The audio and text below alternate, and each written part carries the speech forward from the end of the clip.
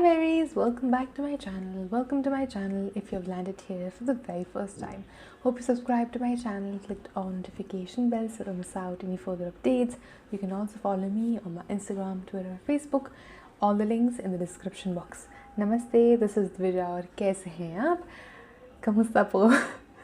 Back to back, another video because Kuya has uploaded another video. Here I am. And yes, I'm always here, guys. Really good to know that you guys are also still here, though I am not very consistent. Again, I apologize for not being consistent, but my love will always be. So I'm gonna try my best to stay consistent, and I hope you enjoy that as well. We are seeing SB19 is tired of the K-pop tag. Right, I know which direction this is heading, and I've seen a lot on Twitter as well. I just do not want to ever, what do I say, be a part of that fan war or be a part of that hate, either side it's coming from, because it can be a really scary place and just mentally drains me. Even when I just say it, it's really draining because you know what's correct and what's not, but not everyone's gonna agree to it, and we have to agree to disagree. I don't know what this is going to hold, but I'm pretty sure it's going to be amazing because Kuya always makes amazing documentaries or short videos or whatever you say it. I don't know what exactly you say it. It's short documentaries, can we say that? On certain topics that needs to be covered. Whatever it is, I'm looking forward to it. So yes, let's get it. And I forgot my introduction. Get in the zone, break. Hi, this is 18. I'm 18. I'm so sorry, I forgot it. How can I do that? How can I forget? Okay, play. Disclaimer of liability. Kung papanoorin ko to, di ko alam tong ginagawa natin to, hindi ko sasabihin mga Pilipino to. Ano may ginaya? Kay papangit. Akala ng karamihan, K-pop inspired kami. Which is not. Kasi po, kami, gumagawa po kami sa sarili namin identity. The Korean training system is notorious for its insane physical and emotional pressure. It's the type of industry that's not a stranger to human rights violations. And guess what? SB19 is under a Korean company. But of course, there's no way to find out what really happened in their training years and how they were handled as a P-pop group. Pablo and the boys described it as painful, stressful, and even sad. Every week, nagkakaroon kami ng evaluation para masala po lahat. So, kailangan talaga prepared ka sa lahat ng task na gagawin nila. Pressured, stress, tas yung sakit ng katawan. Masaya, and at the same time, nakakalungkot. Sobrang stressful. Meron pa po kaming mga intense po talaga stretching. Like, yung split po, and then nakabuka ka, tapos itutulak po. As a dancer, I've gone through this as well. Pag gising ko sa umaga po, sobrang sakit ng dito ko, yung legs ko po, and then dito shoulders. Pag nagliligo po ako, di ko po masyadong nagagalaw yung kamay ko po kasi sobrang sakit po ng shoulders ko. Back when they debuted and even today, some people still see them as the first ever Filipino act that was produced by a Korean training system, and I don't think they like that very much. So in today's video, we will talk about how SB19 is so tired of the K-pop tag and how possibly they're doing everything they can just to fully showcase Pinoy pride. Correct.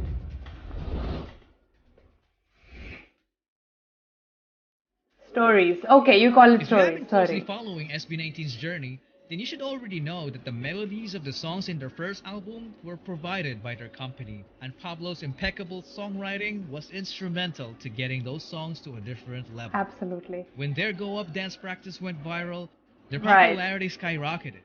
They even started a nationwide tour, but the pandemic happened. Some COVID cases were reported on January 2020, so most of their Korean staff, including Tatang Robin, went back to Korea and their tour was unfortunately cancelled. This was a major setback.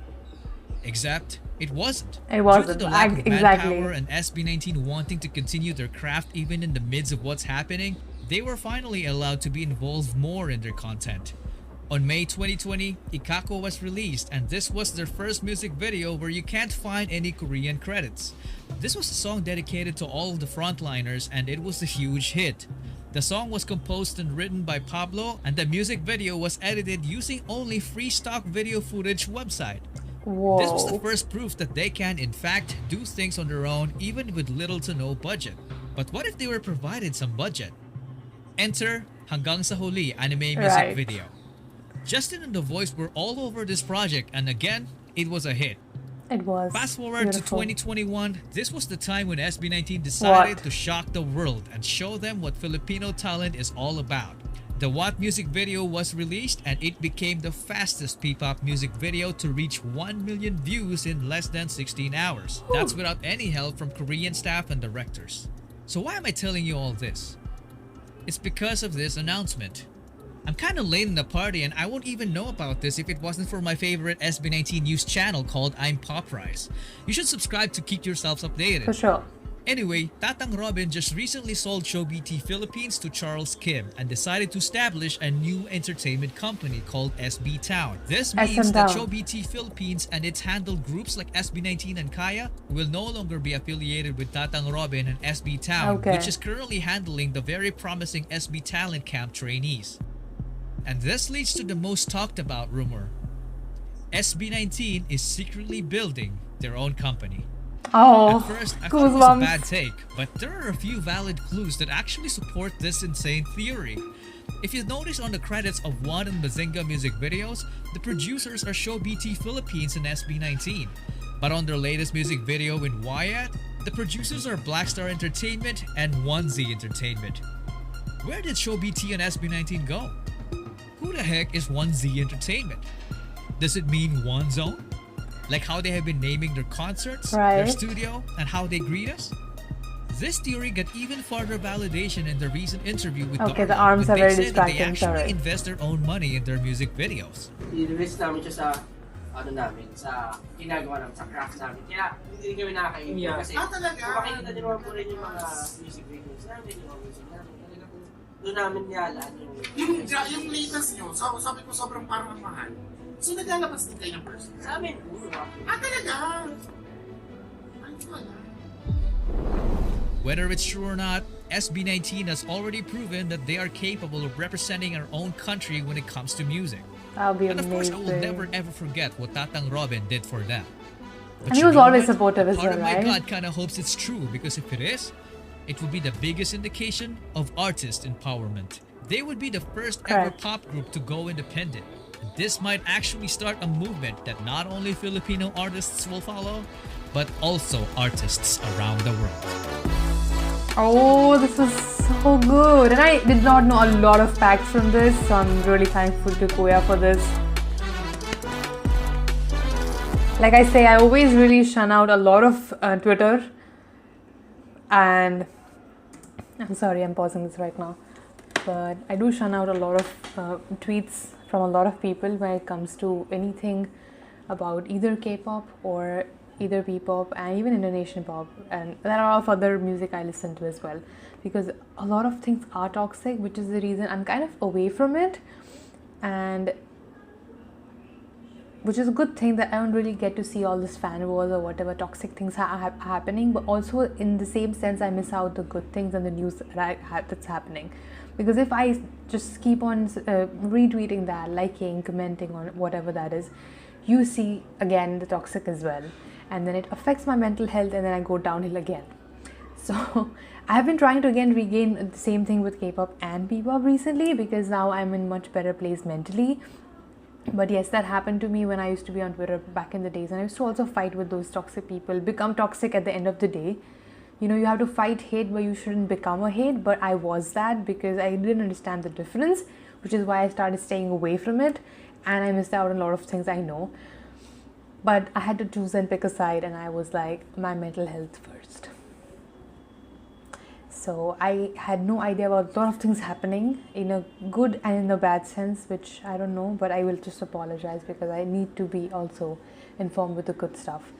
But I'm very happy that these videos do always enlighten facts and a lot of things that I had not known about, and I don't know, but he always puts in such a respectful way. So thank you, Oya, for this. And I do agree that a lot of times, because we have seen something before, we sometimes associate the same thing or say it's similar to this or that. Even in K-pop, like there have been so many groups that have been debuted. So whenever there are recent groups debuting, if it's something similar to the groups that have debuted before, suddenly people start calling it a copy, or they start saying, oh, they have done the same thing. Well, it's not so, because just because we have seen someone else do it before doesn't mean they're copying it, or they have the same concept or the same song or the melody or dance or whatever. Outfits, people are really gatekeeping outfits these days. It's really toxic. It's just because we have seen it before, and that's why we might think. And usually when we say or comment such things about people, we never really get into the deep, get to know the people we are trying to these people might have copied or have done similar things. We never look into that group or whatever. I personally do that as well, and I am guilty of doing it sometimes. Yes, apologize for it, because once it comes on your group, you understand that when you did something to someone else, it was wrong as well. So I mean, it's better to know that person, know that group before commenting such things, but obviously not everyone does that. But well, I learned, and I think we should do that. And yes, I mean, they are definitely not a K-pop copy in any way possible.